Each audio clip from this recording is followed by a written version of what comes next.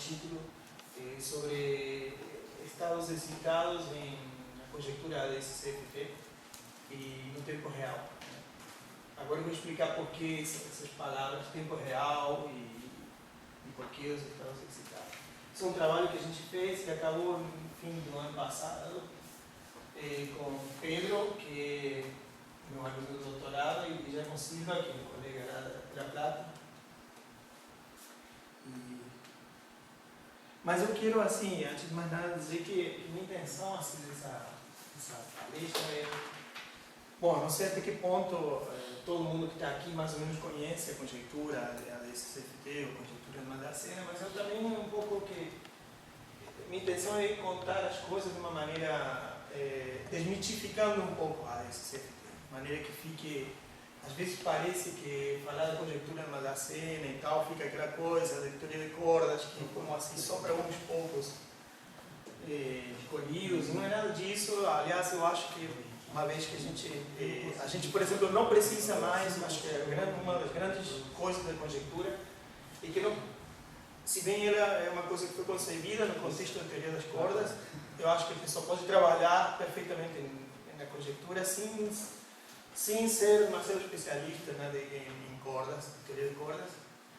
E, claro, tem que conhecer bastante teoria de campos e gravitação, por outro lado, né, que é uma dualidade entre essas duas teorias.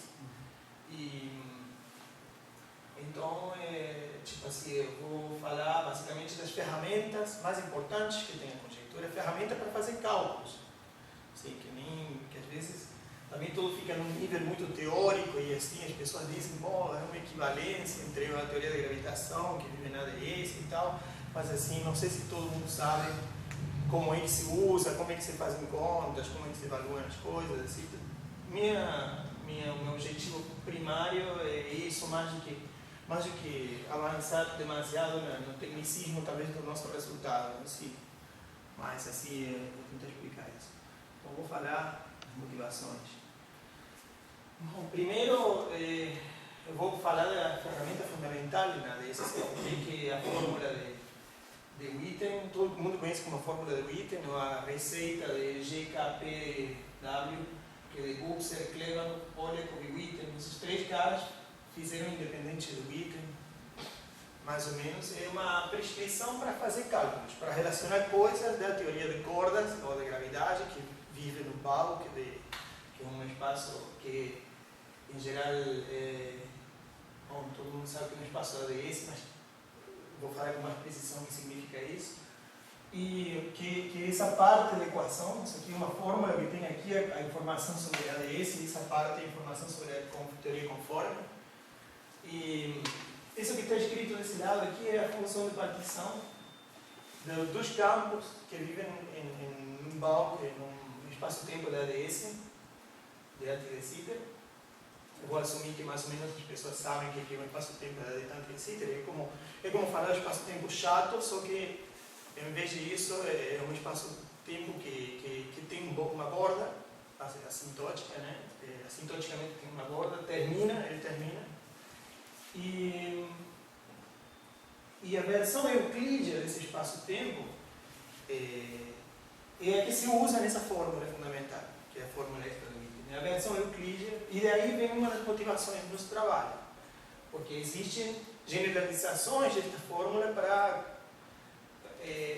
ir à versão lorentziana do espaço-tempo, né? E por isso que o nosso trabalho se chama no tempo real, né? A DCCFT em tempo real. Porque, na verdade, as contas, quase todo mundo, desde que surgiu a conjectura, faz as contas no espaço da ADS euclídeo e depois extrapola, ou faz rotação de Wick e tudo, mas tudo se faz em ADS euclídeo. E até porque não era um problema óbvio como é que se faz a passagem para uma teoria formulada no espaço-tempo lorentziano, de assinatura lorentziana. Então, esse desenho aqui, muito assim... não sei como dizer, muito bruto, assim, né? É uma esfera, porque é o seguinte, a ADS 5, por exemplo, a ADS 5 tem uma estrutura, vocês podem pensar como o interior da esfera. E a borda da ADS 5 é isomorfo a uma casca esférica. Então, precisamente, a casca esférica é o que se chama borda. E aí onde se supõe, na borda dessa bola, é onde se supõe que está formulada a teoria conforme. A teoria conforme vive na borda do espaço-tempo e a teoria de campos e a gravitação vive no interior. Cada vez que eu quero falar de gravitação nesse contexto, eu tenho que pensar no interior do espaço-tempo da Sitter, e cada vez que eu quero falar da teoria conforme, eu tenho que falar da casca, da superfície esférica da borda. O que está abaixo deste lado da equação nada mais é que uma função de partição euclidiana, né? Onde eu fixo condições de boundary aqui, que chama phi. Estou enxergando bem mal, né? Aqui de perto eu vejo bem assim, como diluído. Esse phi é o valor que eu dou aos campos. O campo phi é um campo que vive dentro, no interior da bola, imagina. Então phi eu estou especificando o valor do campo na fronteira. Então, se eu somo sobre todas essas configurações, eu calculo uma coisa que se chama função de partição dessa teoria. Aí, o que sobra aqui como dado é qual foi o valor φ que eu dei. Isso é uma conta que eu posso fazer com os campos que vivem no interior da DS, incluindo a gravitação. Poderia ter feito incluindo a métricas aí na soma. E a ação que iria aqui teria que somar a ação de Einstein. Mas aqui vamos considerar só um campo escalar. Um campo escalar com uma certa massa que vive aí dentro da DS. E desse outro lado eu que tenho a função geratriz. Geratriz? É que se fala isso. A função geratriz. Que é o que normalmente as pessoas também escrevem assim, de J. Da teoria conforme. Isso nada mais é do que... Então o que acontece? Esse lado aqui, como é uma teoria completamente quântica, normalmente na prática fica um pouco difícil de calcular exatamente. Então a conjectura para que serve? Em certo limite desse lado da teoria, em certo limite da teoria que se chama Largen. Largen é... Bom, eu não comentei aqui porque às vezes pressupõe que está sabido, mas são as coisas que não devo pressupor agora, que é o seguinte. A teoria de campo eu tenho dois parâmetros. N, J. J é uma fonte, uma fonte externa. Certo? E aqui eu tenho algum operador conforme, por exemplo, um operador primário. Um operador da teoria conforme, por exemplo, poderia ser, se eu estou na teoria de Young-Mills, poderia ser o traço de F ao quadrado. Esse é um operador. Esse é um operador que é conhecido, que é dual a um campo escalar que vive na de Sitter. Na linguagem da conjectura se diz que eu tenho operadores na teoria de conforme que correspondem, são duais a campos na teoria na DS. Então, por exemplo, este operador, por exemplo, ele se acopla ou é dual a um campo φ cujo valor de boundary funciona como aqui, como uma fonte externa. Porque esse valor aqui é arbitrário, completamente arbitrário. É o valor de boundary com o qual eu vou fixar completamente a solução no interior da DS. Então aí é que eu conecto as duas coisas. Então, eu especifico o valor de J. Especificar o valor de J significa ter especificado o valor da condição de boundary para a minha soma sobre campos no interior da DS.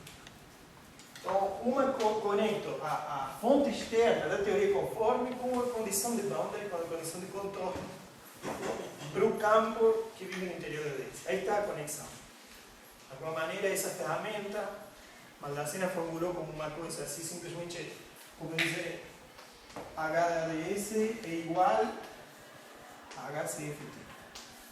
Mas o que fizeram esses caras é escrever essa fórmula precisa, ou seja, conectar a função geratriz da teoria conforme com a função de partição da teoria que vive no campo.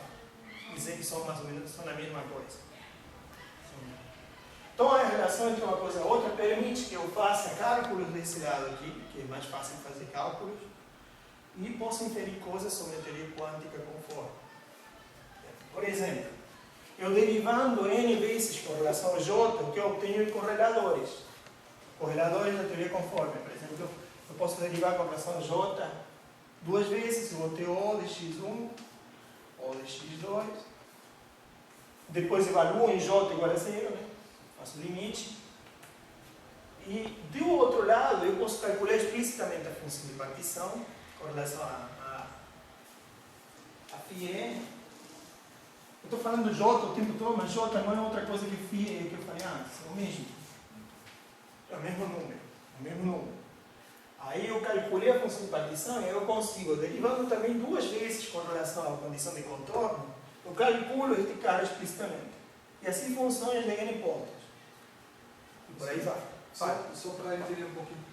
Então, se você está querendo calcular observados locais, a sua fonte tem que ser finita só em certos pontos, né? Então, você pode trabalhar com FIIs que são só finitos em certos pontos e zero no resto desse ciclo. Exatamente. Seria como... Mas costuma fazer desenhos assim com cruzes, assim, como você falou. Botar aí, faz inserções aí do operador. Isso simplifica assim, muito assim, os cálculos do lado direito, se você está, na verdade, você tem balde que são quase zero em toda a superfície, só finito em alguns pontos, isso é... Não simplifica demasiado, até onde eu sei, assim, até melhor às vezes considerar um dado suave, que é algo assim de tipo distribucional, como você está falando. Certo. Mas às vezes as pessoas desenham coisas assim para fazer raciocínios e argumentos, assim, mas eu acho que é até melhor você considerar um FIE suave, digamos, para os cálculos, justamente porque é uma condição de boundary que você vai dar e às vezes é mais fácil de resolver que dar para resolver as equações é melhor. Então assim que funciona, por isso que eu digo, primeiro para desmitificar assim, você tem como fazer contas. Agora tem um dicionário que relaciona constantes das duas teorias. Tem o número N, que é o número de cores que a gente tem do lado da CFTN, e tem o G de Young-Mills, que é a constante de acoplamento na teoria dele. E do outro lado, você tem, eu não enunciei exatamente a conjectura, mas a conjectura diz que este cara daqui, esta teoria que está aqui, é uma teoria efetiva, que na verdade vem da teoria de cordas, tipo 2B, supergravidade, e que eu acho essa energia da supergravidade e eventualmente dá essa função de partição em termos dos campos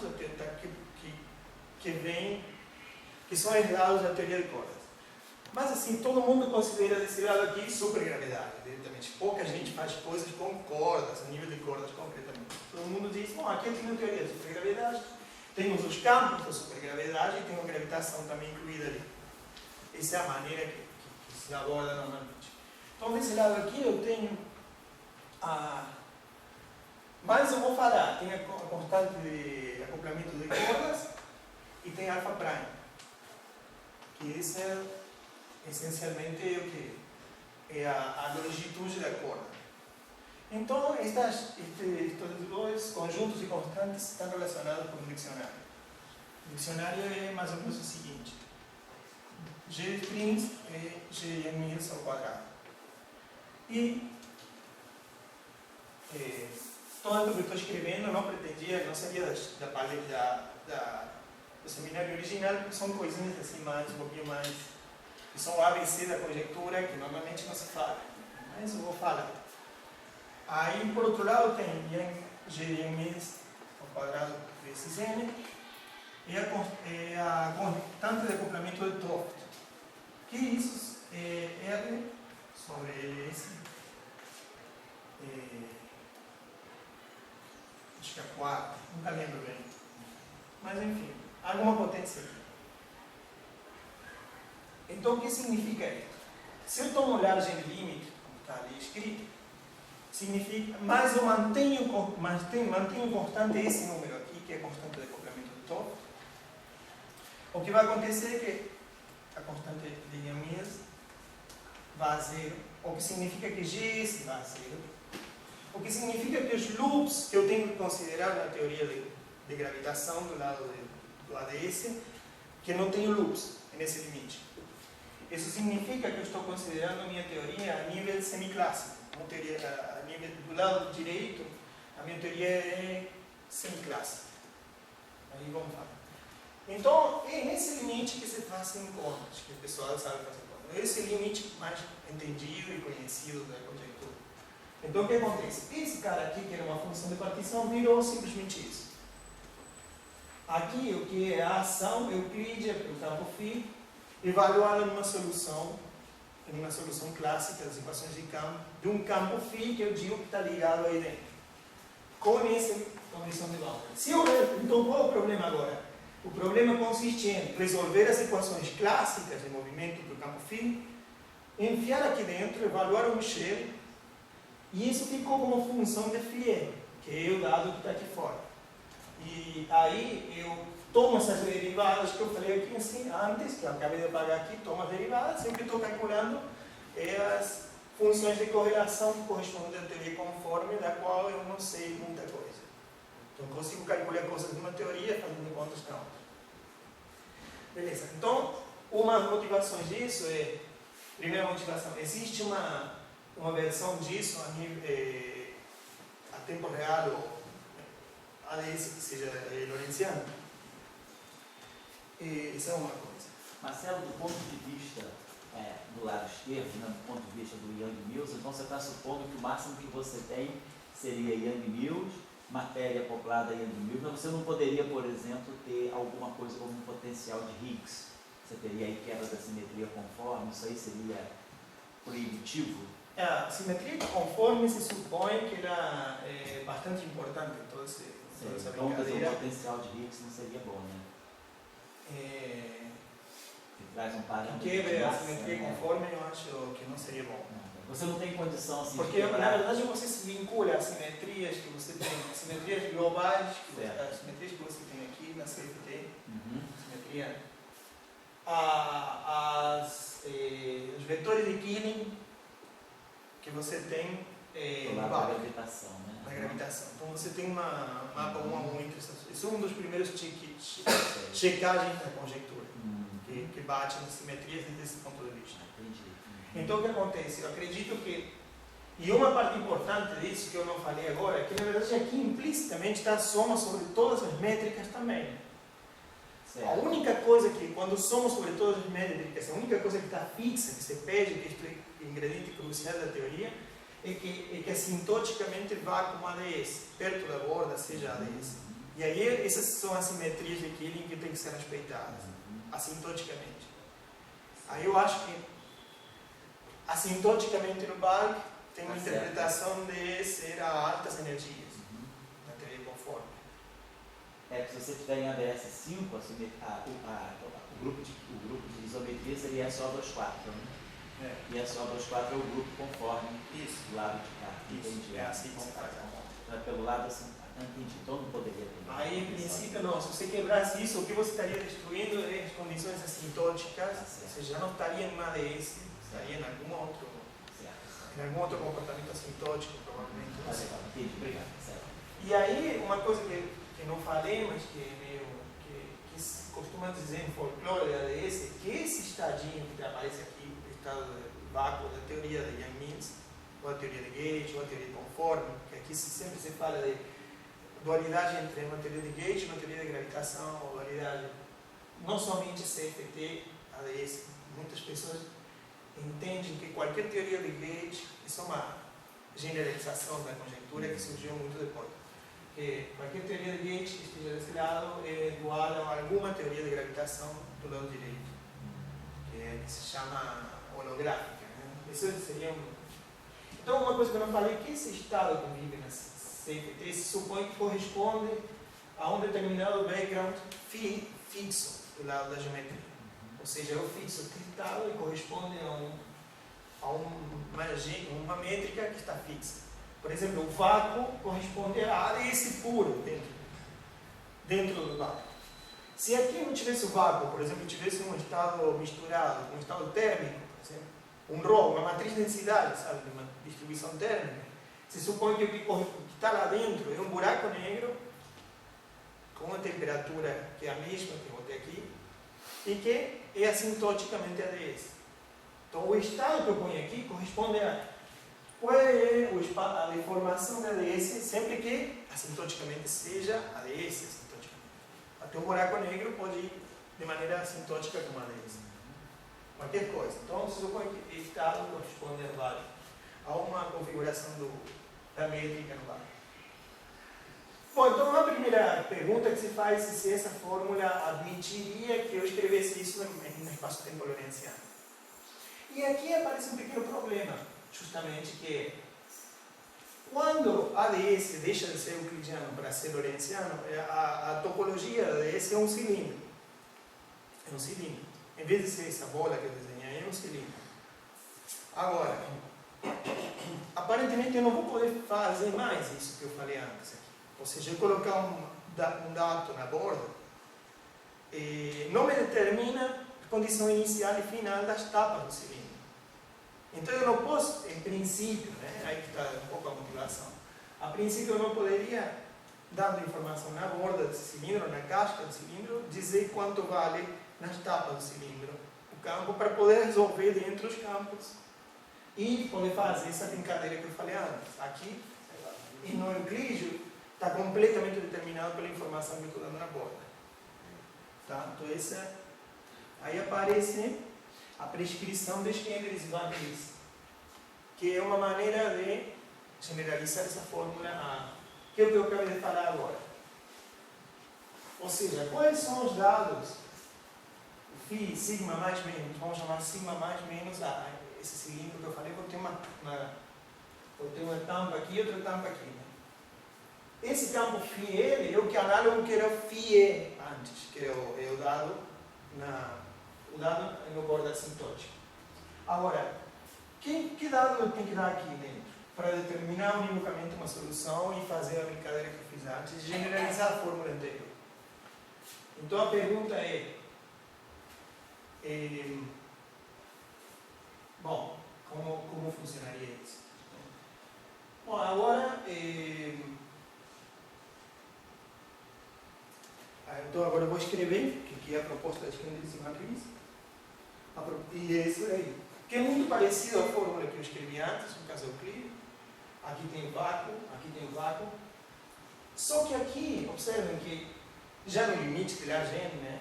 No limite de Lagrange, ou limite semiclássico da teoria da informação, aqui tem dois pedaços da teoria. Tem um pedaço que a ação é euclidiana, um pedaço euclidiano e um pedaço lorentziano. Aqui é euclidiano, aqui é lorentziano e aqui é euclidiano. Nesse desenho que eu fiz aqui tem um pedaço lorentziano, aqui é euclidiano e aqui é euclidiano. Ou seja, esses dois pedacinhos aqui era aquela esfera que eu mostrei antes, partida ao meio. Eu pego meia esfera aqui e outra meia esfera aqui. Então, aí eles mostraram que essa coisa, que essa receita aqui funciona bem. Funciona bem para algumas coisas. Se eu quero colocar o vácuo aqui, eu tenho que impor aqui condições que o campo seja zero aqui. Nessa não sei como chamar esse capacete aqui. E aqui o dado arbitrário, φL. E aqui, por outro lado, eu tenho que impor zero aqui também. E φ sigma mais e φ sigma menos vão ficar determinados por pedir condições de gluing, condições de grudar, grude, não sei como se diria em português.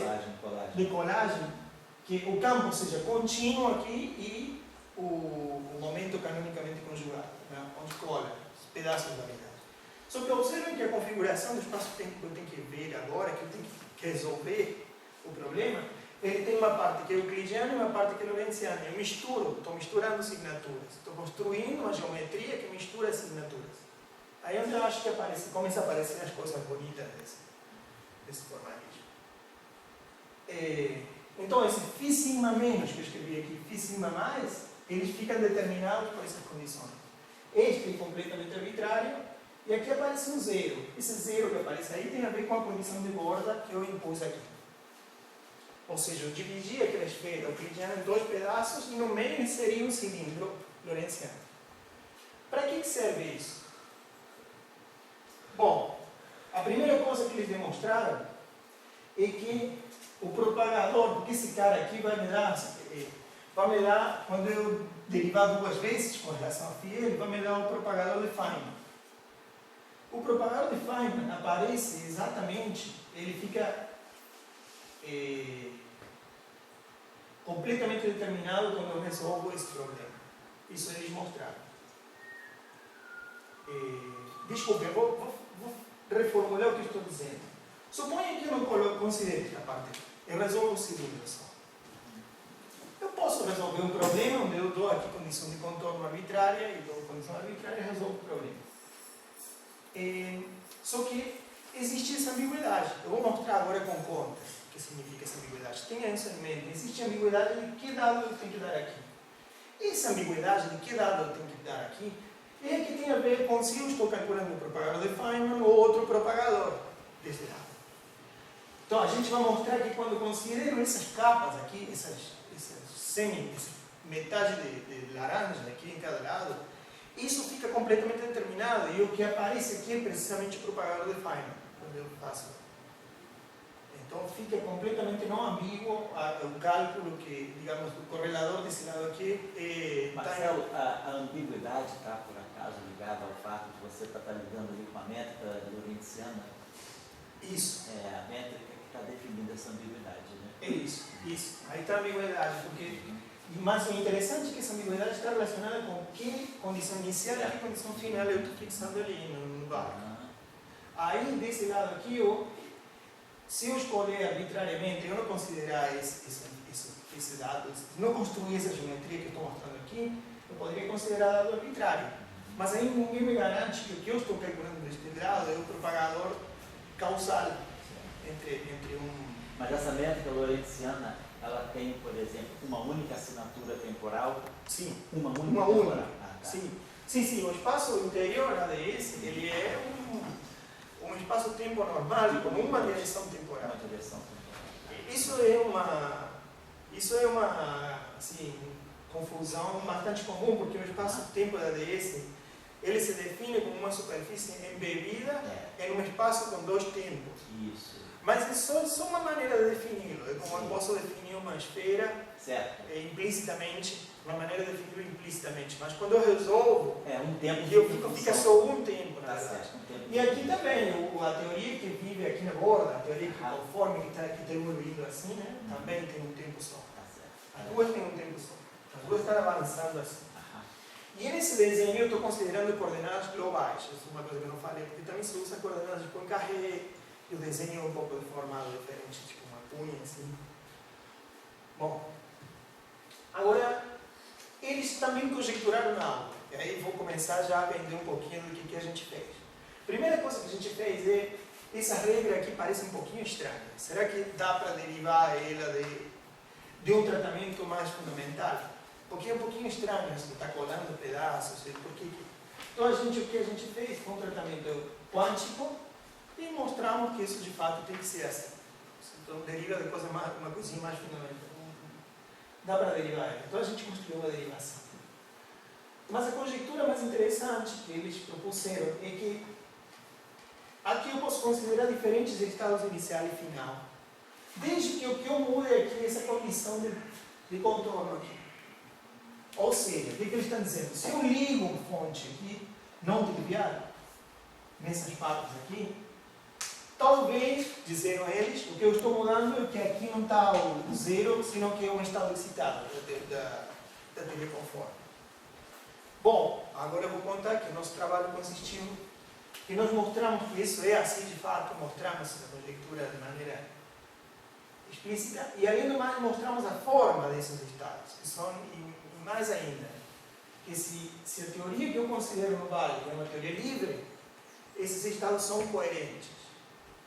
Que faz todo sentido, não estou dizendo que seja nada, todo o que eu estou falando era quase, digamos, poderia ser esperado, mas a gente mostrou isso. Não sei se poderia ser esperado, porque aqui está envolvido um limite semiclássico, então aparentemente, apesar de que se supõe a conjectura que os dois espaços de Hilbert são iguais, quando eu tomo esse limite semiclássico, no que está acontecendo é que eu estou vendo só certos estados aqui. Estou vendo precisamente estados coerentes. Somente. Estou conseguindo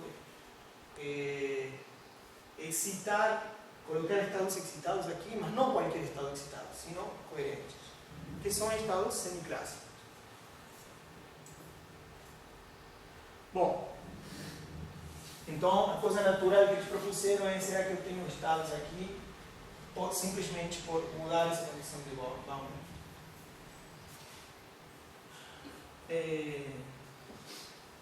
Eu não vou entrar nos detalhes agora da prova que a gente fez, uma prova bastante geométrica, acho que até bonita, mas eu não quero me demorar tanto com isso, pelo menos que seja interessado, alguém que esteja interessado. A gente provou fazendo alguns truques assim. Por exemplo, o que a gente fez? Aquele cilindro lorentziano, a gente pegou, só vou contar um pouco a ideia, não entro nos detalhes, a gente pegou um pedaço desse cilindro e rotou a Euclides, esse pedacinho do que era lorentziano. Aqui não mudou a topologia, porque eu tomei, eu só peguei um pedaço finito do tempo e fiz a rotação de Euclides. Aí ficou Euclides.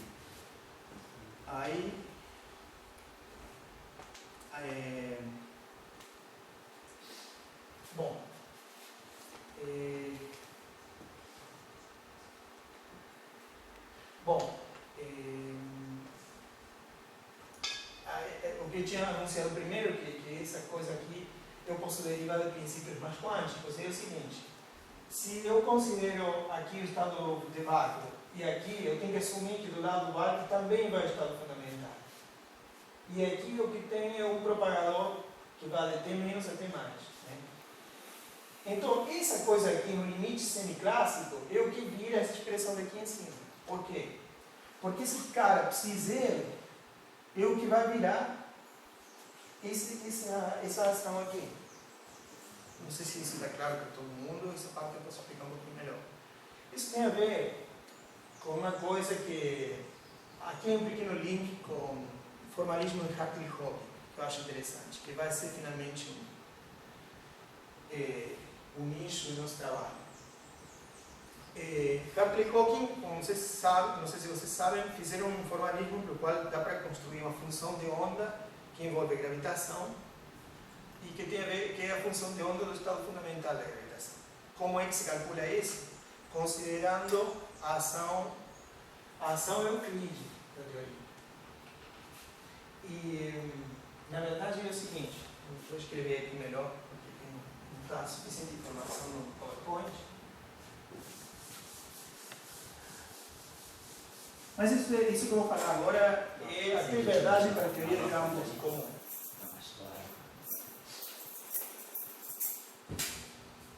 Aí, Marcelo, quando você acabar de escrever no quadro, apaga. Só que eu fico oscilando um pouquinho. Mas assim, a função de onda do estado fundamental de qualquer teoria, não só da gravitação, eu posso calculá-la como a integral, a parte íntegra sobre configurações de campo e pesadas por esse fator aqui que é a ação euclídea. Ou seja, eu tenho como fazer cálculo de uma teoria euclidiana para calcular a função de onda do estado fundamental. Isso é geral para qualquer teoria de campos. Tá? Isso não sei se todos conhecem, mas assim, a ideia é a seguinte: suponha que eu tenho. Eu parto de um estado arbitrário qualquer. Né? Arbitrário. E aqui eu faço a evolução num tempo. E aí eu acabo no estado x0. Vamos supor. x0 é uma superfície 0. Agora suponho que eu mudo, eu faço o seguinte, eu passo para Euclides. Então esse cara aqui vira x0. Mas desse lado, não diz, isso é a função de partida, isso pode ser escrito como entre x arbitrário e x0. Mas se eu fiz essa mudança, isso aqui virou a integral do caminho euclídeo. Agora, quando eu faço que o parâmetro tal vai a infinito, deixa eu ver se está certo. Não, aqui vão menos e aqui vão mais. Agora eu peço que x0 esteja no tempo tal igual a 0. E o arbitrário, tal do arbitrário esteja no tal igual a menos infinito. Eu vou preparar o estado lá atrás no menos infinito, no tempo euclídeo, e vou trazer ele e fazer evoluir ele com esse cara aqui. Então a conta a ser feita é esse aqui. Agora, o que eu tenho desse lado? Quando isso vai tal para menos infinito, o autovalor que predomina é o autovalor de energia mais baixo. Aí o que fica é o seguinte, tal em 0, psi arbitrário. Beleza. Aí esse cara sai fora, né? Dá outro valor. Bom, mais outras coisas que são desprezíveis, como é isso necessariamente. Esse cara aqui, E0, psi0, em x0, esse é o estado, é a função de onda do estado fundamental. E o resto, esse é um número, sai fora, e esse aqui é outro número que pode ser considerado um fator de normalização. Então, o que quer dizer? A maneira que eu tenho de calcular o estado, a função de onda do estado fundamental é através de uma parte integral em um espaço-tempo euclídeo. Então, voltemos só ao desenho que eu fiz antes. Então, o que quer dizer? Este cara aqui, essa situação daqui, eu faço evoluir num tempo euclídeo uma função de onda que começaria aqui está o tal menos infinito, eu faço evoluir a coisa com a ação da teoria, né? E eu acabo aqui nessa superfície com o quê? Com a função de onda do estado fundamental. Porque não é óbvio que o fato de impor condição zero aqui é o que me dá o estado fundamental. E o que sugeriram os Kenders e Van Ries é que se eu mudo a condição de contorno da pele daqui, porque eu não tenho mais o estado fundamental, agora eu tenho o estado dos excitados. Aqui, essa conta que eu fiz é para o estado fundamental. Isso não é muito conhecido no formalismo de Hartree-Fock. Mas a gente mostrou que por colocar outro dado, o que eu tenho é função de onda, já não do estado fundamental, mas de estados excitados, certos estados excitados parametrizados por essa condição de contorno. E não só isso, sino que esses estados são coerentes. E beleza. Então aí por aí vai. Agora vai. Queria dizer isso. Essa parte aqui é bem conhecida, não sei se talvez todos já tenham visto alguma vez, mas é legal que sempre que se fala de formalismo euclídeo, fica aquela coisa misteriosa. Por que eu estou passando pelo espaço-tempo euclídeo? E no fundo, o espaço verdadeiro, o espaço-tempo verdadeiro tem um tempo, não é euclídeo, é lorentziano. Mas há certos cálculos, coisas que eu devo calcular no espaço-tempo euclídeo. Por exemplo, a função de onda do estado fundamental, eu tenho que ver no tempo imaginário puro, para evaluar a função de onda. Outras coisas é a função de partição, né, que é a temperatura finita e tal, são coisas que se calculam necessariamente olhando para o tempo euclídeo. Mas o verdadeiro não. Bom, enfim, isso é uma questão meio filosófica. Bom, aí a gente fez assim uma derivação bastante bonita, pelo qual só razoável que o que aparece aqui é o que está descrevendo esta coisa aqui, esse estadinho zero aqui, é o estado fundamental. O que aparece aqui, que é a parte do euclídeo, também está escrevendo esse estadinho aqui. E aqui, nada mais é do que o limite semiclássico do propagador que evolui em um vácuo e no outro vácuo. Só para que vocês tenham uma visão mais ou menos geométrica e entendam. Então a gente conseguiu derivar essa fórmula de Kenders e Van Ries, fazendo esse tratamento aqui, né? Aqui vocês veem aqui aparece o psi0, que corresponde a isso. Esse cara aqui é a função de partição no espaço, no tempo euclídeo, e aqui também, do outro lado, que vem do outro lado. E aqui nada mais é do que a parte integral do propagador entre um tempo real e outro tempo real. Pronto. Marcelo, isso aí eu não percebi muito se em algum momento você está fixando a dimensão. Quer dizer, você teria alguma coisa... A dimensão está fixa aqui. Mas é arbitrária. Você está sempre conectando alguma coisa, vamos dizer, em D dimensões com alguma coisa antidecida em D mais uma dimensões, ou você tem tudo na mesma dimensão. Você está conectando alguma coisa vamos dizer assim, aquilo que é o teu CFT, ele Isso também está aqui- na mesma dimensão? Não, uma dimensão a menos. Há uma dimensão a menos. Sim, né? sim. Então tá legal. A CFT, ela vive nesse círculo Tá aqui. certo, E entendi. ela evolui também no tempo. Certo. A ADS não, vive no interior. É o N mais 1. Isso. N mais 1. O estado de vácuo da CFT, o que eu estou dizendo é que o estado de vácuo da CFT que aparecia nessa formulinha corresponde, sim, à função de onda do estado fundamental para uma teoria de campos. Certo. Né? Vou colocar assim, psi menos, que é desse desenho assim, né? Certo. Tá. Aqui, a função de onda que vive aqui nessa superfície, não é de Cauchy, porque nada esse não tem superfície de Cauchy, essa superfície espacial. Não tem superfície de Cauchy no sentido usual. Então, eu faço essa evolução que eu falei aqui construo a função de onda desse cara aqui, que corresponde, que nada mais é do que isto, né? Π sigma menos de uma função de onda do estado fundamental, do vetor.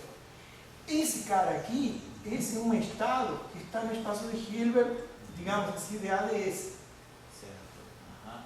Porque esse cara aqui é uma base, a base de campos que eu quantizo dentro da ADS. Φ poderia ser entendido como a base de configuração de um campo escalar que vive dentro da ADS. Tá legal. Né? Então, de alguma maneira, esse cara φ é algo que está neste mundo da ADS. Mas pensa que isso é só uma coisa que a gente, que é das mais intuitivas disso da DCFT. O que a gente custa entender é que, na verdade, HDS é o mesmo que a HDCFT.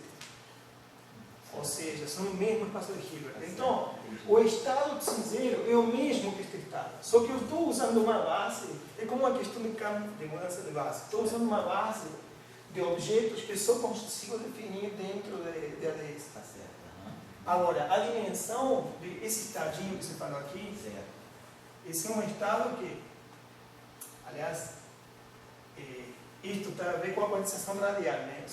Observa que a borda desse objeto, isto aqui é Euclídeo.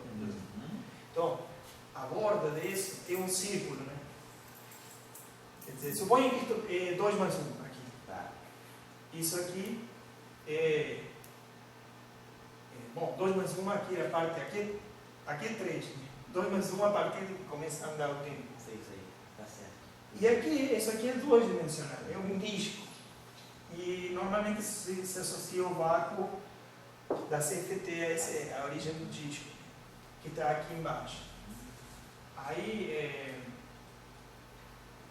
bom, enfim, isso, né? Aqui é uma teoria que vive nessa dimensão, a CFT. Tá certo. E o estado, na verdade, que eu estou olhando, que o dual a este estado que eu estou construindo aqui, é um estado que vive aqui nessa a condensação radial, né? No CFT. Ah, então, mas entendi, tem uma diferença de uma dimensão aqui. Tem. Mas os espaços de Hilbert são iguais. Esse aqui é Esse aqui é o barato, porque o a barato, equivalência né? está aí, a equivalência está aí. Valência tá. Tá certo. Ou seja, sim. Ficou claro, Marcelo, obrigado. Mas também não é nada, depois que você se acostuma, não é nada que queira dizer nada. Tipo assim, é fazer essas contas. Nada. E tem algum, assim, apareceu, porque, vamos dizer, até hoje, a DSFT é uma conjectura. Não teve prova ainda. Não teve. Mas teve todo algum mundo diz que contra-exemplo? nada Tem algum chega. contra-exemplo que alguém tenha escrito? Que é uma conjectura, mas assim, de repente você não consegue provar, mas consegue achar um contra-exemplo que diz não é um teorema. Não, é eu um conheço, não. Você não conhece nenhum contra-exemplo? Não conheço ninguém que Tá rebate. certo, tá, não conheço nenhum contra-exemplo. Talvez teria de coisas que não são CFT, tipo assim, Ah, gente bom. que fala que é isso que eu falei antes. Sei. Em qualquer teoria de gauge tem um dual gravitacional, Certo. isso eu acho que já é mais, Isso é mais forte. é mais forte. Tá certo. E não, que eu saiba não. E também duvido que se existe um contra-exemplo, acho que vai ser muito criticado, vai ser muito difícil esse contra-exemplo passar os filtros. Né? Tem que ser um contra-exemplo bem poderoso, assim, para derrubar tudo. Sim, desculpa. Não, eu peço desculpa. Eu comecei a estudar isso recentemente e parece que esse é o grande argumento. A conjectura ainda não tem uma prova, certo. mas não tem nenhum contra-exemplo. Também não tem nenhum contra-exemplo. Porque isso validaria a hipótese. Pois é, então se alguém de alguma forma Isso. construiu algum contra-exemplo. Isso. Até agora, Parece que todos os checks tudo dá que você certo. faz, tudo é assim surpreendentemente coincide. Todas as contas que você faz do lado bate com alguma coisa, outra conta que você pode fazer do lado do CFT. E eu acho que professor, bom, pode ser uma pergunta muito elementar, mas quando você olha esse regime, porque a gente olha um regime de campo gravitacional fraco por causa do acoplamento forte, isso não afeta os estados, então? Que você descreve na teoria em CFT, as funções de partição? Não, tá boa, muito boa a pergunta, eu acho. É uma dúvida que eu tinha também. E, não, acho que não se refere a isso. Se refere a este cara aqui, que é a constante de acoplamento chamada de Toffel, digamos assim, digamos, para lambda muito grande,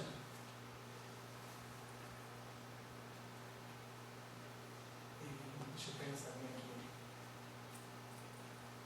a corda é muito pequenininha com relação ao espaço-tempo e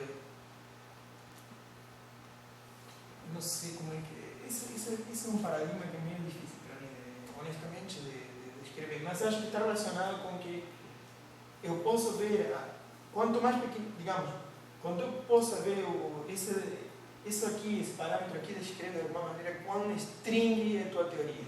E quão string quão perturbativa é a gravitação quântica que você está considerando, ou, melhor dito, quão perturbativa é a teoria de cordas que você está considerando no BAC.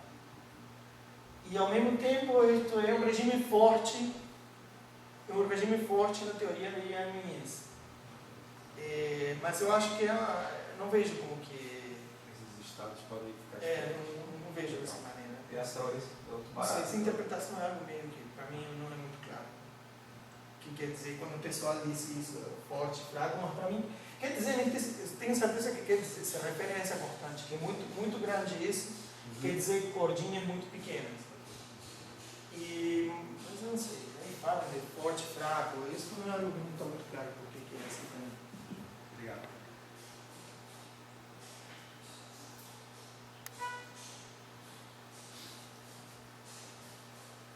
Mas supostamente aqui a teoria, por exemplo, para limite n grande, isso pode ser arbitrariamente forte, ao mesmo tempo fazer o limite de n grande desse.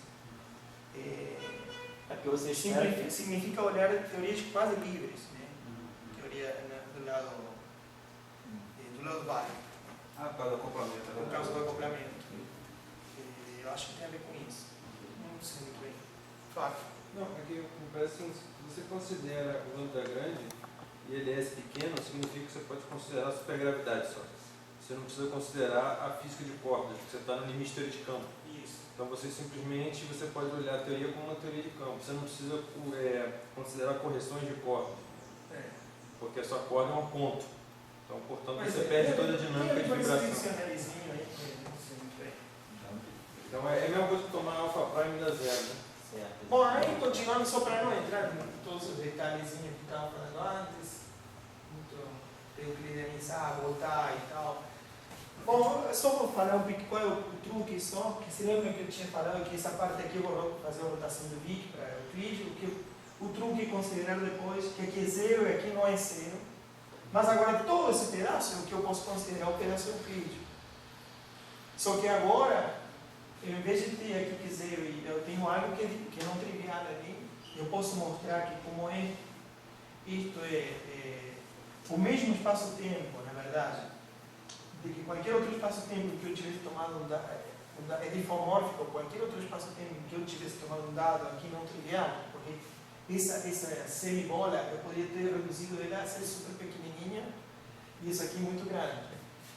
Então, usando essa ideia de formar topologicamente este objeto, eu chego à conclusão de que a função de onda agora com um feitio não trivial ela é a que descreve o estado inicial do problema. Já não é mais o vácuo que eu falei antes. Esse é um truque um pouco. E a conclusão é que se chega a essa equação. Que o estado que aparece ali, descrito em forma de estado, que vive na teoria conforme, reparem que esse operador é um operador ou da teoria conforme, isso foi o que você falou antes. Deste lado, esse lado aqui vive na teoria válida. Isso se calcula como uma função de onda, como eu expliquei antes aqui, a Hartree-Hawking, mas só que com um dado não trivial na caixa, né, daquela semi-esfera. Então, a primeira observação é que esse estado é uma coisa que já não é mais vácuo, e não só isso, que é esse cara aqui. E que φ menos é o dado que eu dou nessa semi-caixa aqui. E que é diferente do vácuo. Então é um estado excitado. E ao mesmo tempo diz como calcular isso com uma PAF íntegra. E obviamente que essa PAF íntegra eu posso tomar limite semiclássico e consiste em evaluar isso na solução. Aproximação da WKB, essas coisas. Então dá para calcular pelos limites semiclássicos. E a gente mostra que os estados em questão que eu consigo construir simplesmente mudando a condição de contorno são desse tipo aqui. Por exemplo, eu dei antes um exemplo que esse operador poderia ser o traço F ao quadrado, Yang-Mills, da teoria de conforme. Aqui, colocando um número aqui qualquer, eu gero esse estado. Agora, o que tem a ver isso com o que a gente vai mostrar? Eu usando consistência. Bom, outra coisa que a gente calculou no trabalho é conseguimos calcular o produto interno de dois estados desses arbitrários. Com a maneira também muito geométrica, muito bonita. Aquela parte lorentziana, simplesmente amassando ela, amasso a parte lorentziana, eu ganho uma fórmula para calcular o produto interno dos estados desses arbitrários. Você sabe que eu não posso descrever eles muito explicitamente, mas algumas contas eu posso fazer, por exemplo, calcular o produto interno. Amassar isso significa voltar àquela esfera que eu escrevi primeiro. Então aí é muito fácil fazer a conta, porque você reduz a fórmula do item do início, né?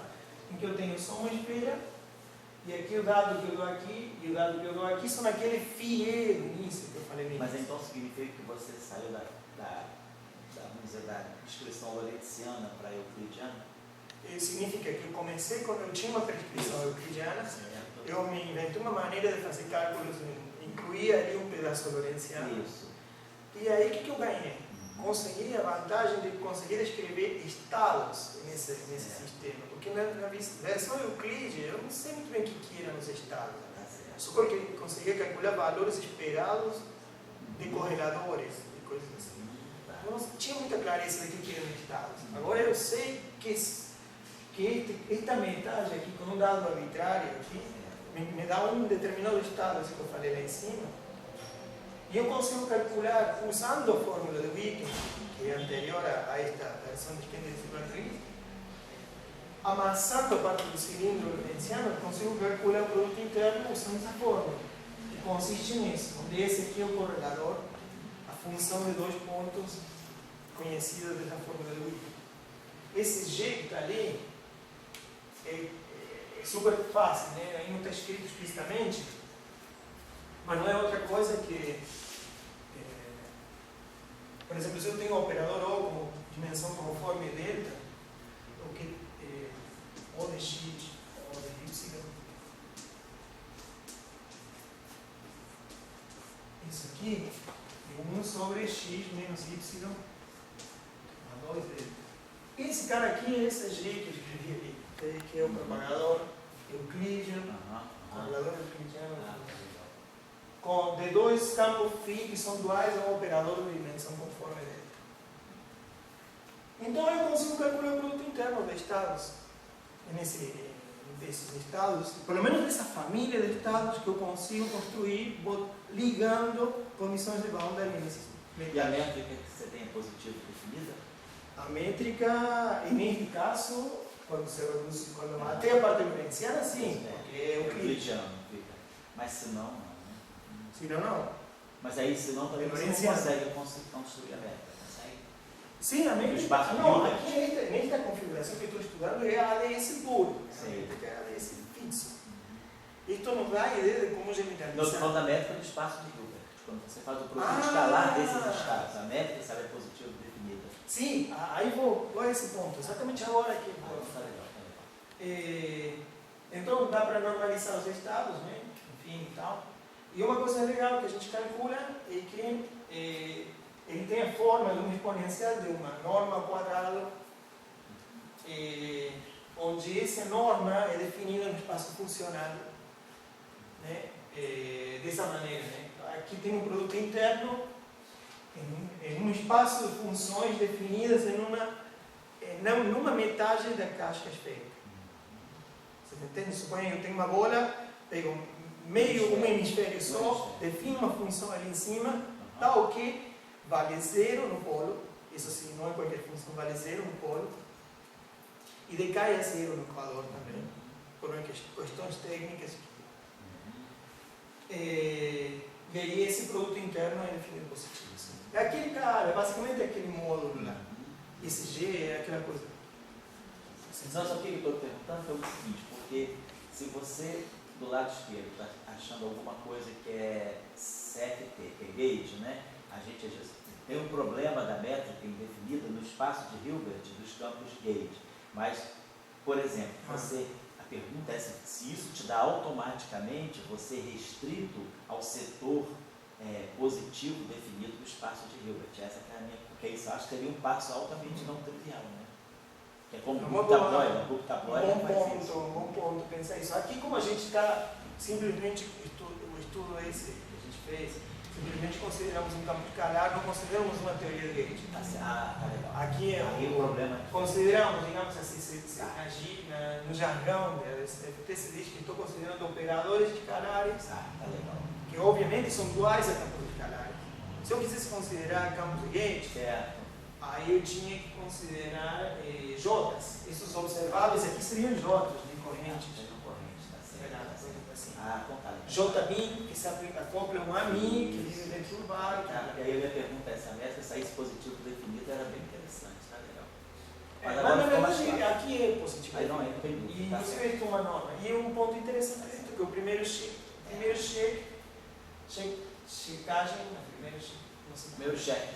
cheque de que estes caras são estados coerentes. Tá certo. Reparem que isso aqui é como uma lei gaussiana.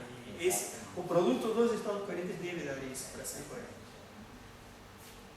Nada, e aí como por exemplo eu tenho tal, se refere ao tempo euclídeo daquele hemisfério. Aí eu posso definir um elemento dual, isso aqui é um elemento do espaço de Hilbert parametrizado por um φ-, por exemplo. Né? Como passo o elemento dual psi φ- do outro lado, ao grau? Dado que, como passo ao grau? A maneira é bastante uma bobeira, né? É óbvia, né? Que mudando tal por menos tal. A gente define funções que estão definidas no interior, funções com menos tal em cima, dado que me dá o grau. Esse tipo de coisas, sutilezas assim. Não tem muito. Isso não é grande coisa. E tem outra prescrição que foi dada paralelamente com o item GKPW, que é de Tom Barnes, esse cara aqui era, me esqueci o nome desse, Horowitz e Martinek. E outra prescrição, outra maneira de fazer contas na DSCFT, que aproveito para contar, que não é só aquela ferramenta, que é simplesmente dizer que se eu tenho um campo em ADS, um campo φ, eu posso quantizar esse campo φ, eu construo um chapéu desse campo, quantizo canonicamente, e quando eu vou perto da borda, porque na verdade o problema na borda é coisa divergente e tal, multiplico aqui por fator apropriado, com peso apropriado, e isso me dá uma coisa finita, e o que eles propõem é que isso em si mesmo é a representação em termos de campos de Bark do operador da CFT. Ou seja, eles basicamente estão dizendo o operador que vive na borda da CFT ele é dado pelo limite do próprio campo que vive dentro do Bark. Quando eu olho lá perto da borda, aquilo, o valor daquele campo é o operador. Então, isso. Então, por exemplo, se eu quantizei canonicamente o φ, eu tomo o limite com esse R delta e eu elimino R, porque isso vai dar um valor finito. Por esse delta garante que eu vou um valor finito. Essas são as funções e as autofunções, vamos dizer. E aqui esses caras, A da águia, e A, são operadores de criação e aniquilação do campo φ quantizado. Então, o que os caras estão dizendo que o operador da CFT que vive na borda, de alguma maneira, tem uma descrição em termos dos A da águia e A do campo φ do Banach. É outra definição que se usa também. E que dá outro método para calcular aqueles correladores que eu falei antes. Porque agora simplesmente que consiste a conta? Calcular os correladores do campo φ no Banach, mandar tudo para o boundary, a fronteira, e dizer esses mesmos são os correladores que eu podia calcular da CFT. É uma identificação. Assim. Bom, se a gente olhar essa prescrição e pedir que seja consistente com o que a gente construiu antes, o que leva a uma conclusão meio óbvia, mas assim que tem que mostrar é justamente o que dá para ver explicitamente que agora esses estados são de fato explicitamente estados coerentes. Em termos de uma descrição no espaço de Fock construído no Banach. São estados coerentes desde o ponto de vista do espaço de Hilbert, ou Fock, melhor dito, que vive em Banach.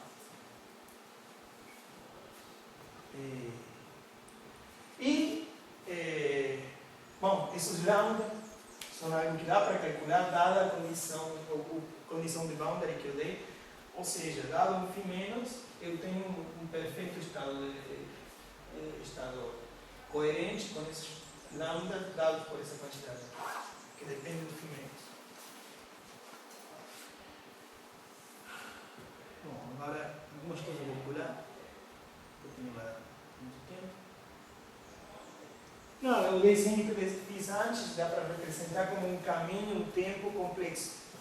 Esse mesmo desenho que está aqui, ele corresponde a considerar integrais funcionais em um caminho complexo. Isso lembra Schwinger-Kelvin, esse formalismo. De fato, está relacionado com isso. Uma coisa que eu esqueci de falar, mas esse formalismo do esquema de Smagris é muito legal porque também permite fazer a descrição da temperatura finita, da conjectura da temperatura finita, justamente considerando assim trechos, misturando trechos euclidianos com lorentzianos dessa maneira, solucionando campos aqui dentro, blá blá blá, que correspondem a caminhos complexos na teoria CFT, o tempo complexo, caminho complexo. Schwinger-Kelvin seria nada mais que considerar um caminho assim, onde esse ponto daqui é identificado com esse ponto, então eu tenho, e aqui é um trecho que beta sobre 2, que o tempo beta é o inverso da temperatura. Então me permite esse formalismo considerar o problema da temperatura finita.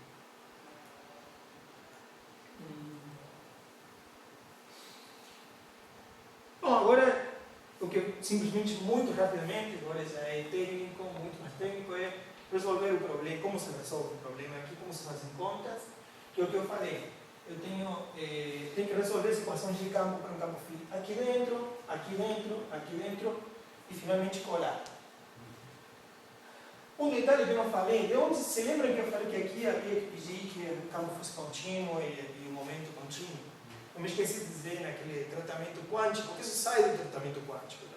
Quando eu considero π integral até aqui, todo aqui e aqui, também tem que considerar soma sobre todas as configurações contínuas aqui e aqui.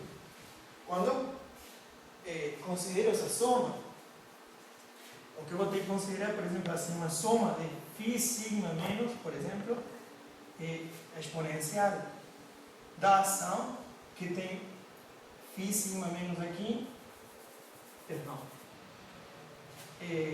mais I, a ação que tem φ sigma menos aqui, e a outra, né, que está do outro lado. Beleza. Como eu tenho que somar sobre tudo, qual é que mais contribui? Bom, aquele que minimiza com relação a φ Φ sigma menos. Isto funciona, tem que variar para passar Φ sigma, igual que se faz na parte integral comum, só que aqui é uma condição em uma superfície só. Então o que surge é que a derivada da ação com respeito a Φ sigma menos, fica essa condição, fica aqui. Isto dá lugar à seguinte equação. Π, que é o momento canonicamente conjugado de sigma menos, mais I, Π na parte, esta é a parte euclídea, Π na parte lorentziana, Π sigma mais. Π sigma menos. Igual a 0. Isso é como outra equação de movimento, e isso nada mais é, por exemplo, no caso do campo escalar, que pedir a continuidade da derivada. Nada. Foi isso o comentário. Então aí pedimos condições de Lewin apropriadas aqui. Você resolve as equações, só tem a ação on-shell e depois derivar para calcular os correladores time order.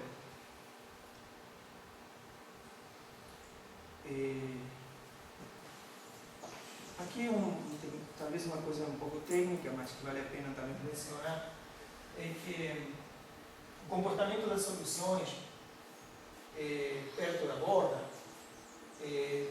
vão como R, suponho que eu tomo R finito, não ainda a borda, R seria, R poderia ser infinito. Então, para um campo de massa positiva, esse aqui é positivo. Então, quando R tende infinito, esse objeto aqui diverge. Então, normalmente as contas se fazem com um cutoff. Em que? Assim, no sentido que minha borda da ADS que eu tenho que considerar não é a borda verdadeira da ADS, mas é um pouquinho dentro. Todas as contas se fazem como se tivesse uma borda que é finita. E aí você faz todas as contas e você pensa que a borda está um tamanho finito. É só uma questão um pouco técnica, mas é para poder fazer as contas, regularizar a superfície dele. Isso, licença, professor. Fala. Sim. Isso pode controlar o parâmetro de acoplamento, né?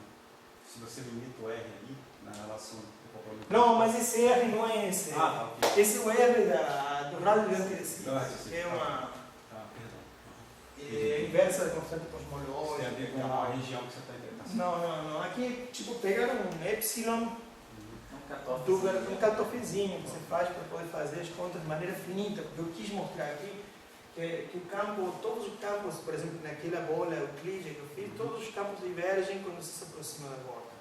Então, é bem mal definido. Bom, hoje se eu resolvo, por exemplo, eu posso resolver na região lorentziana.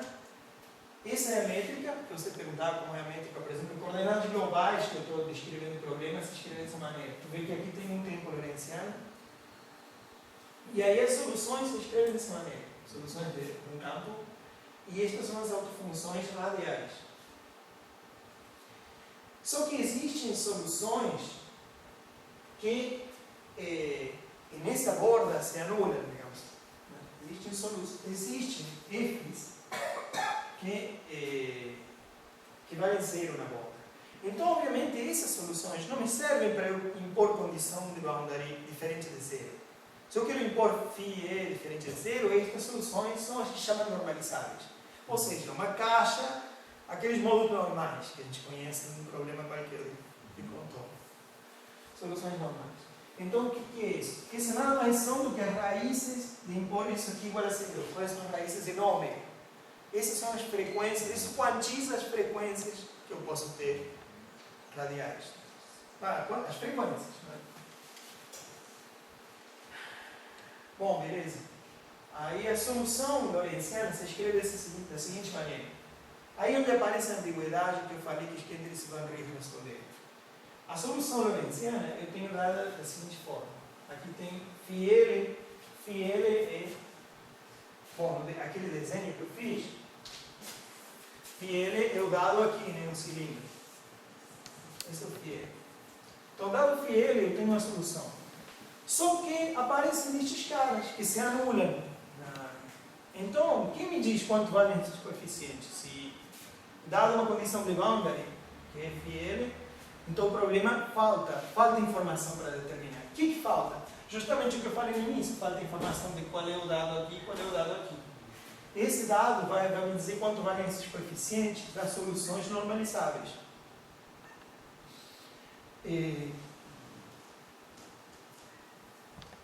Só que observe um detalhe. Aqui eu tenho F, W, L, R no denominador. Aqui eu tenho polos simples ao redor desses ômega que eu falei. Tem um monte de polos. Justamente, eu tenho polos, né? E eu tenho maneiras de integrar, né? Ou seja, eu posso... Bom, perdão, os polos estão por aqui.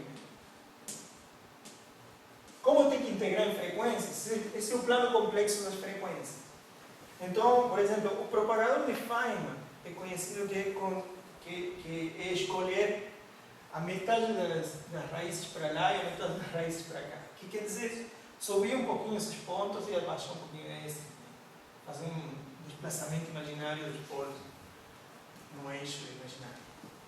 Não sei se você quer fazer algum comentário disso, porque às vezes isso me ajuda a explicar melhor esse ponto no contexto do curso. Não, digo, é como se inverte, né? Quando você integra aqui em W, aqui é uma ambiguidade. Tudo depende, eu tenho um integral que calculo por resíduos, né? Só que aí eu tenho que escolher um caminho de integração. Aí alguns polos podem ficar em cima e outros embaixo da curva. Bom, enfim. Mas só que é um detalhe interessante. Se eu escolher outro caminho, por exemplo esse, o que acontece? O que vai acontecer é que o que vai mudar é esse coeficiente, um desses coeficientes. O que vai mudar é a solução normalizável que eu tenho aqui. E o que eles mostraram justamente que com aquela prescrição de colocar pedacinhos aqui euclídeos, esse problema fica completamente determinado. Então o que significa? Que não muda mais a solução normalizável. E o que dá precisamente o propagador esse que passa justo pelo meio, que corresponde ao propagador de Feynman.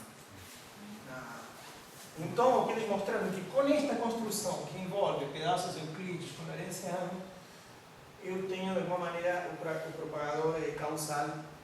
Ô Marcelo, mas se você fizesse, por não sei se exemplo... deu para entender essa parte. Não deu, mas assim, estou com uma só perguntinha que é, e se você tivesse, por exemplo, escolhido a prescrição de ou levantar todos os polos, claro. E aí você ganha aquela função retardada ou avançada? Isso, muito boa pergunta. Também. O que vai acontecer ali é que aqui você vai ter outros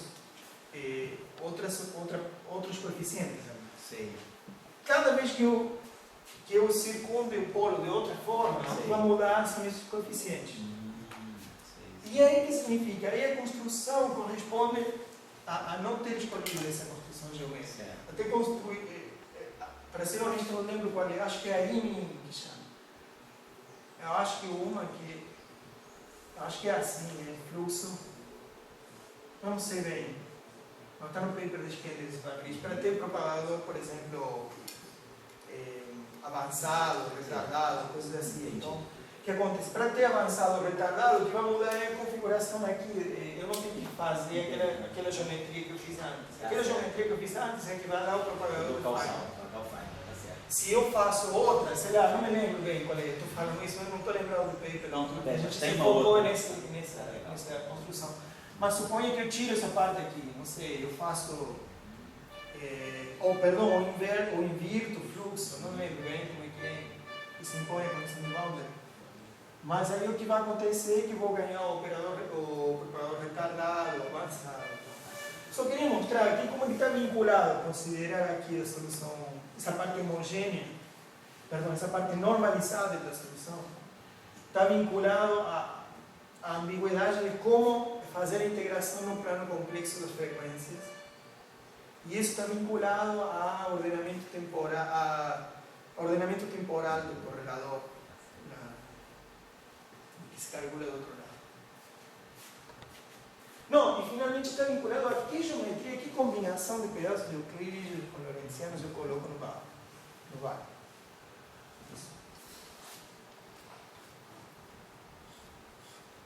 Bom, aí tem o que eu falei antes.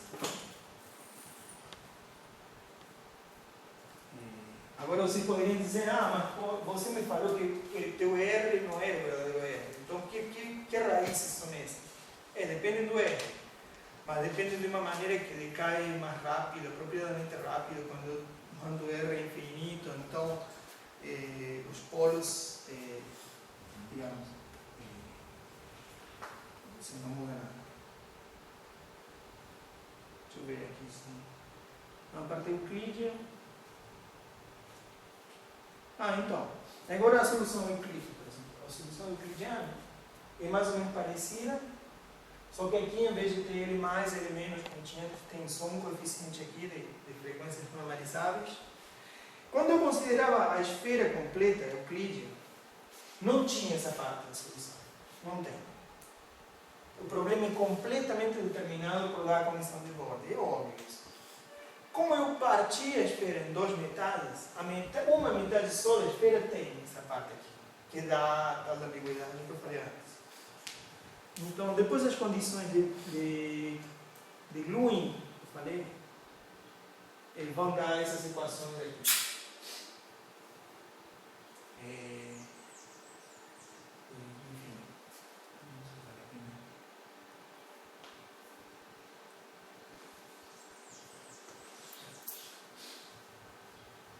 Não, agora simplesmente o procedimento agora é substituir pela solução na ação inicial e calcular os correladores. Tá? E vai dar os correladores ordenados temporalmente como demanda.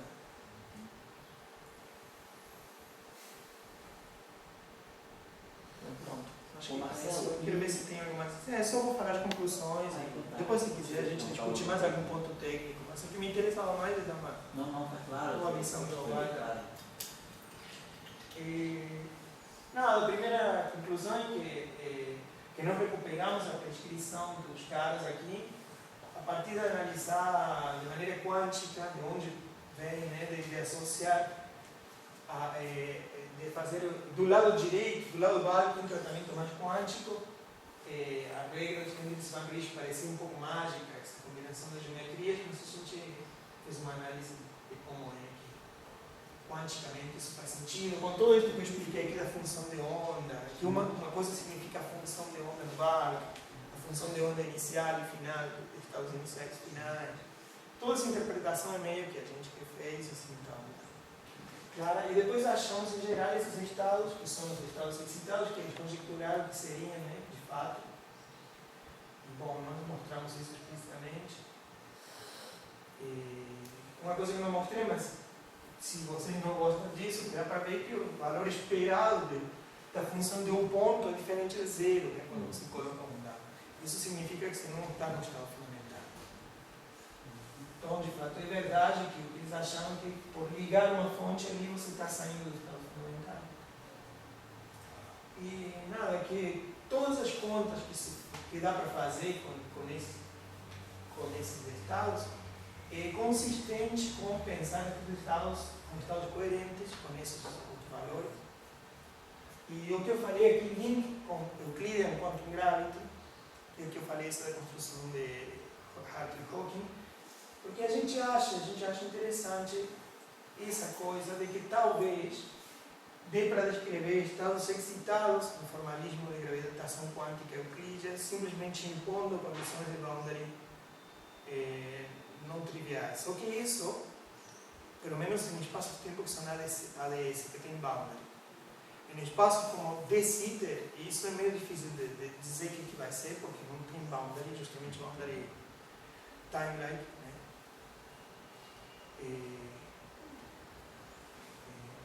No espaço de D-Sitter, a construção de Hartley-Hawking precisamente é proposta de no boundary. Né? No boundary no sentido do tempo, né? Para trás não tem um começo. Então, tipo assim, a superfície sigma, essa que eu estava falando, para eles, basicamente tem a topologia de uma esfera. Então, uma bola. Assim. Então, aqui não, aqui é uma superfície espacial que acaba num lugar. Então, impondo condições ali, você poderia estar gerando estados que são excitados. E aqui poderia ter alguma consequência em gravitação quântica ADS, não de Sitter, nem assintoticamente plano, que são as três grandes classes. Porque, Marcelo, você vai fazer a correspondência entre alguma coisa que é gauge, né? Vamos dizer assim, ou gravitação, né? Antes de Sitter, né? Ou seja, você pressupõe uma métrica lorentziana. Né? Sim.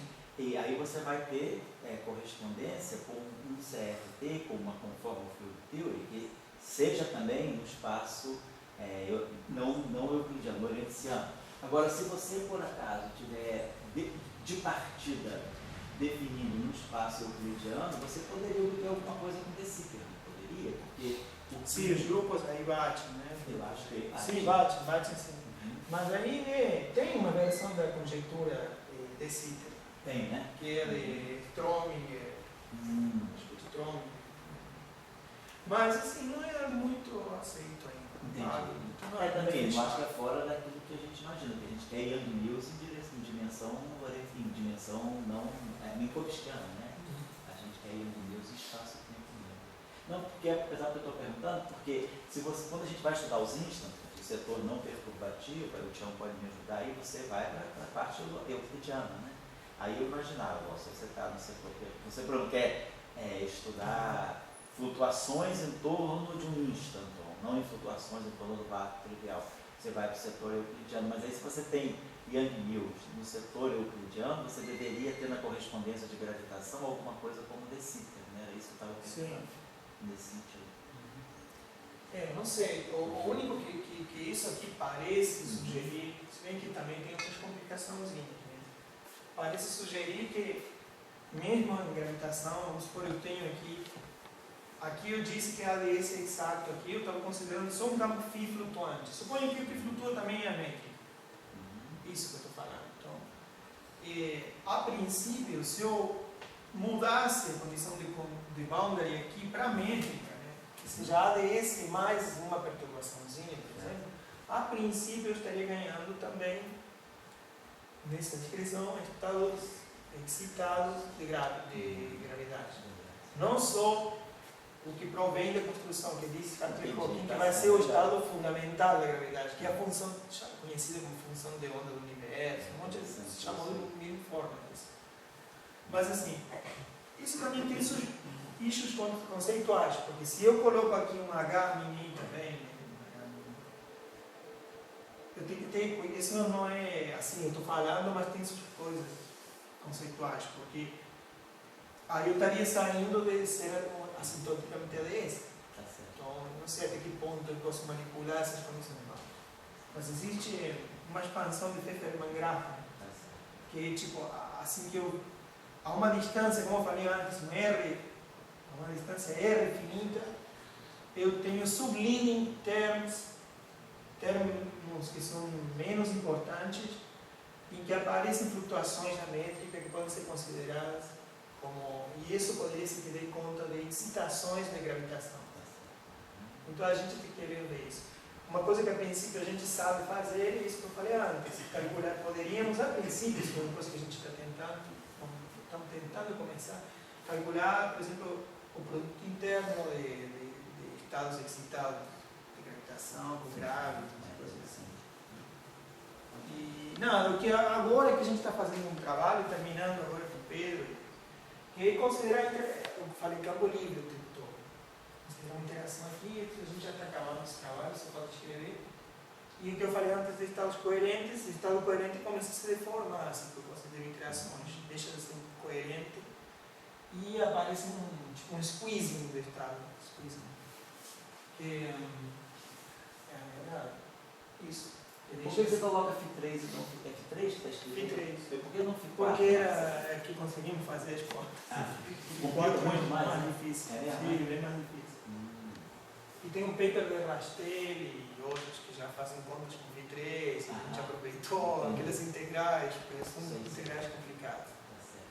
E depois a gente está tentando mostrar, ou já mostrou mesmo, mas não sabemos muito bem se isso vai servir, vai ter algum interesse, que aquela outra prescrição que eu falei que era paralela, que constrói o operador em termos do campo de Balk, que identifica com o próprio campo de Balk, a gente mostrou que neste formalismo de Kendall-Van Ries também sai uma prescrição para o operador em termos dos campos de Balk.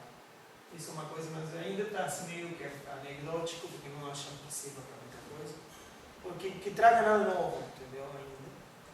E outra coisa que está isso que eu acabei de falar agora, talvez algum avanço na construção de Euclides enquanto grave, poderia ser, pelo menos no contexto da ADS.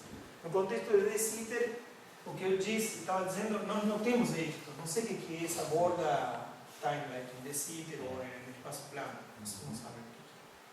Talvez se pensar numa borda construída à mão, não sei, isso não é meio viagem. Assim. Não tem nada a ver. Uma presença de filmes é isso. E é isso. Tá ótimo, Marcelo. Muitíssimo obrigado. Não, Foi ótimo. Se alguém quiser. Prazer.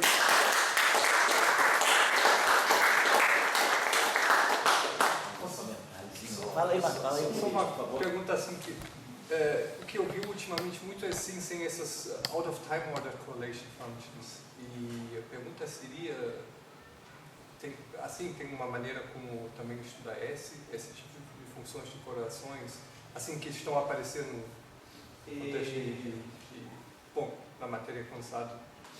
Não, então, tudo isso aqui tem a ADS CMT, né? Tem um colega meu que trabalha especificamente nisso, mas seria interessante, a gente não olhou para esse lado, a gente sempre aponta para o lado da gravitação e essas coisas, mas é provável que sim, que este formalismo de Kendall's Van Ries, como eu falei, eu só contei o formalismo in e out, mas tem outros que se aplicam mais especificamente na matéria condensada, que tem a ver com o que ele falou de considerar outro tipo de propagadores que não são o Feynman, por exemplo. E aí você tem que considerar outras construções, outras geometrias, outras combinações de Euclide. Mas, assim, eu não estou lembrando muito de cabeça, mas Kendall e Van Ries fizeram 2 papers bem extensos, falando de todos os tipos de casos. E eu acho que não tem sido muito aplicado isso. Se tu pergunta um pouco este formalismo não se aplicou muito ainda nessa linha de matéria condensada. Aliás, a gente foi dos poucos que resgatou esse formalismo. Não teve muito sucesso, assim, a gente não entende muito bem porquê. Não sucesso, não é que todo mundo reconhece também, cita, mas ninguém trabalhou muito. Acho que porque subestima um pouco o que vai ganhar de novo. Porque eu podia fazer, teórico que a galera diz, e que eu podia fazer todas as contas de Euclide, depois fazer Vic e tal, e não precisava toda essa. Porque a gente gosta de ver o que são esses cadinhos e ver e tal, né, que se meter mais nessa empresa. Mas eu acho que todo mundo vai te responder assim, dá para fazer tudo na Euclide, e você as contas e você extrapola, tudo o que você precisa está já na fórmula do Witten, na Euclide. Acho que por isso que não tem ganhado muito interesse de formalismo de Van Ries, eu acho, não tem, você tem que entender por quê. Eu também não sei se retardadas, avançadas, mas tem esses out of time order correlations que apareceram agora no contexto de quantificar chaos. E isso eu acho que são difíceis de gerar de... Não sei, poderia também valeria a pena ler isso aqui para ver se dá alguma ideia. Mas eu não estou sabendo bem o que é isso aí. Mas eu sei que também não poderia ser. Isso é no contexto de matéria condensada, mais que isso acontece? Não, isso acho que apareceu, mas isso é como se você está interessado em quantificar chaos. Então sempre tem tem várias assim, perguntas na matéria condensada e eles apareceu agora muito, eu também não sei muito, mas são essas funções de correlações que são bem estranhas assim, em termos de time order, então, isso, que quantificam... Já que você está falando, eu não sei porque eu não conheço, mas poderia, talvez, valeria a pena se pensar se existe uma geometria que corresponda, que descreva isso. Seria interessante. Até porque justamente existe essa aplicação de ADS na matéria condensada. Isso é em dimensão mais baixa, Tobias? Assim, 2 dimensões espaciais? Isso ou é isso? Para problemas assim, independente da dimensão. Independente da dimensão. Tá certo.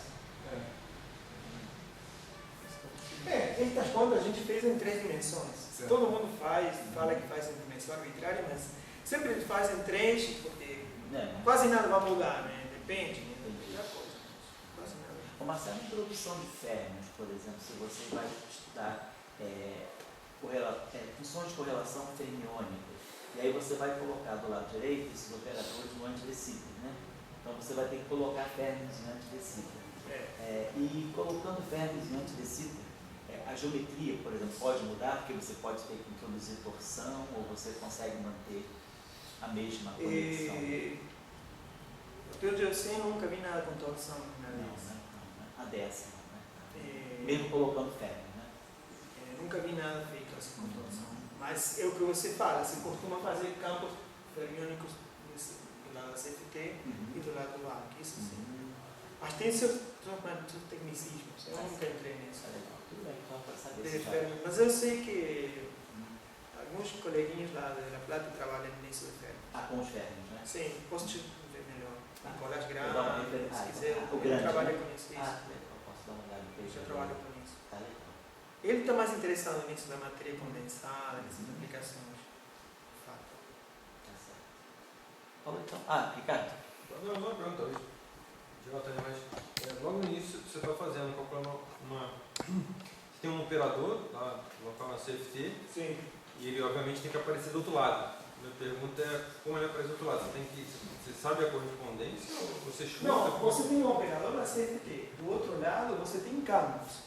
Tá, mas qual é Então, aí tem uma que... Então, tem uma proposta, uma prescrição que é essa BDHM, que justamente conecta um campo fundamental, quantizado no bulk, com o próprio mais elevado, evaluado na borda, né? E com um fator de R apropriado para que seja um número, uma coisa finita. E isso é o que você identifica com o próprio operador da teoria CFT. Isso que eu estou falando é estranho, porque isso que estou falando é um operador do bulk. Mas o que os caras afirmam é que esse operador do bulk tem a mesma ação no estado do que o operador da própria CFT. Simplesmente isso. Não sei se é isso. É isso? Sim. Tá. Não, o mapa é associado, tipo assim, na receita, a primeira receita de todas é isso aqui, né? Eu tenho aqui operador. Se esse operador é um escalar, eu já sei que aqui é um campo escalar. Aqui tem um peso conforme determinado que você... Não, tá, mas a quem corresponde o operador do outro lado? Então, se diz que isso é dual a um campo do outro lado com uma determinada massa M, a um campo φ que vive em bulk, que tem tem uma massa M que está relacionada com esse peso conforme. E a dimensão, do espaço-tempo. Tem uma formulinha. Pois é, tem uma maneira de conectar... Sim. Tá. E esse cara aqui é o valor no boundary, né, da variável. Não, tudo bem, isso aí, mas o operador... E esse cara aqui é a função de partição a Z calculada com esse valor do boundary. Vamos colocar φ0 aqui. E essa é a função de partição Z, que é a soma sobre todas as configurações desse campo que eu acabei de falar aqui. Não há aqui, a princípio, operadores. Claro, eu posso pegar o φ, quantizar e construir operadores com φ quantizado. Né? Sim, porque de um lado tem NMIs, do outro tem supergravidade, não é isso? Isso. Então, do lado CFT não tem gravidade. Essa é a parte que ok. Aí não tem gravidade. Por exemplo, pergunta. De um lado de cá tem um operador, ok, na teoria NMI. Do lado de cá tem que ter um cara na teoria de gravitação. É um campo, Um campo. Mas um não tem campo fundamental, assim. Isso, pois é, mas há como tem uma correlação... Este operador, a princípio, não é um campo fundamental da teoria de NMI. Ok. É uma coisa construída